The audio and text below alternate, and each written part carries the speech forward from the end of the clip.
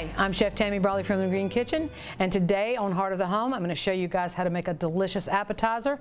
This is a shiitake and walnut pate. Now, we say pate in quotation marks because pates are usually livers and various parts of the animal. Today, this is actually going to be a vegan recipe. It's delicious. I love using these flavors, and we're going to start out by turning our burner on. All right, to our burner, which does not take very long to warm up, we're going to add about a tablespoon or so of coconut oil. And we're going to add that to the pan.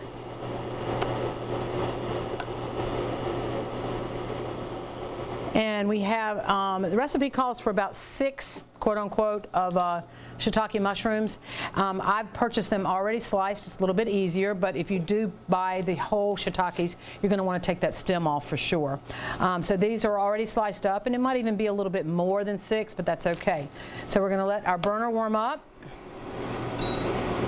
Now, one of the things that is important in cooking is that you never want to add a product to a cold fat because it will soak up that fat.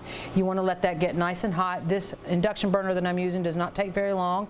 I can see it's already pretty warm. So we're going to go ahead and add the mushrooms, which are sliced. And we're going to want to just start sauteing them up a little bit. And this is probably going to take about 5 minutes or so. After you get them stirred up a little bit, you want to come back with a little bit of salt, a little bit of kosher salt, or coarse salt. And the salt will actually help to soften those mushrooms as well. So our mushrooms took about 5 minutes or so, sauteed in a little bit of coconut oil and a little bit of salt. We're going to let those cool off for just a few moments while we're going to start working on the remaining ingredients. I have about a cup of walnuts. These are raw walnuts, and I toasted them. And to toast any sort of nut, the best thing to do is to put them in a 350-degree oven on a dry sheet tray, and it takes about 8 minutes. And depending on the size of that nut, you want to be real careful that you don't let them burn. I can't tell you how many times I've walked over to a trash can and dumped burnt nuts. So you really want to make sure it's on a timer of some sort and check them. These took about 8 minutes or so, and we're going to add the cup of walnuts to our food processor. Then we're going to add about a half a cup of white beans, which I love using the cannellini beans. I tend to think that they've got a little bit more flavor than a standard white navy bean, but that's up to you if you prefer the other. We're going to add a half a cup of beans to the food processor as well.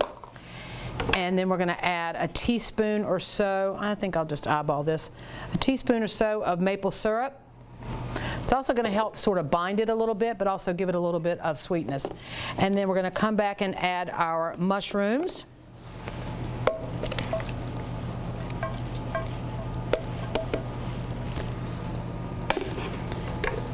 And we're going to turn this on.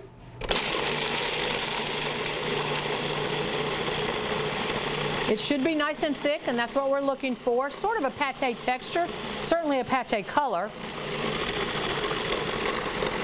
Undo your food processor, and you want to scrape the sides.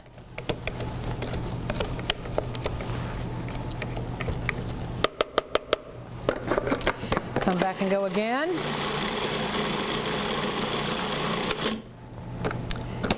And now I'm actually going to taste just a little bit because I want to taste it for seasoning. Needs a little bit of salt.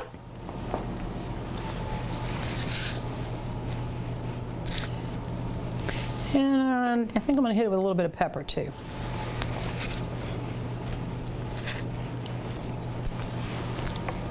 I'm going to come back again.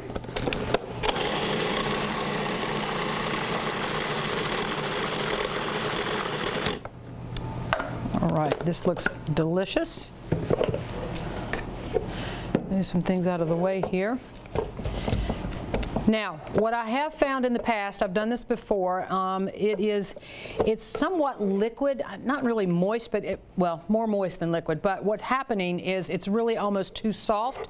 So what I normally would do would be to put it into a plastic lined loaf pan and then put it in the refrigerator for a little while. And then you pull it out and you can shape it. We'll try that, but it might prove to be a little bit hard to mold. But let's see what we can do.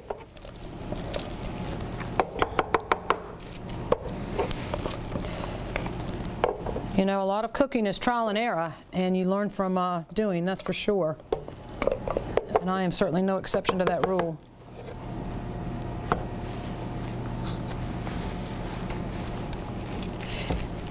can push it down. Take out your food processor blade, being careful not to cut yourself.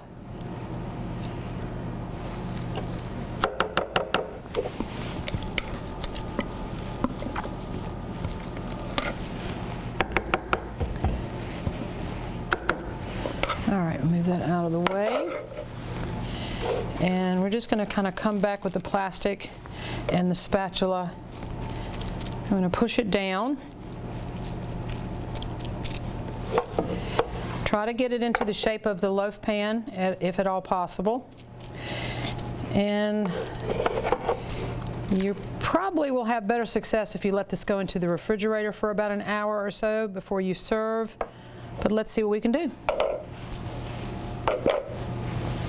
I have a pretty platter here. I'm going to turn this upside down and invert it onto the platter.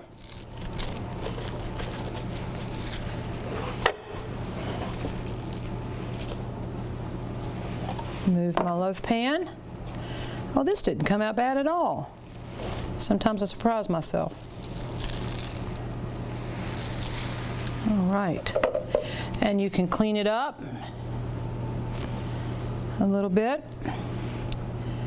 Now I'm a little off center of the platter, but that's okay. You would want to garnish that with some chopped parsley if you have it on hand. And then we're going to serve it with some delicious Firehook crackers. These crackers are actually made here in Virginia, I found out recently, and I love that. These are just sea salt crackers.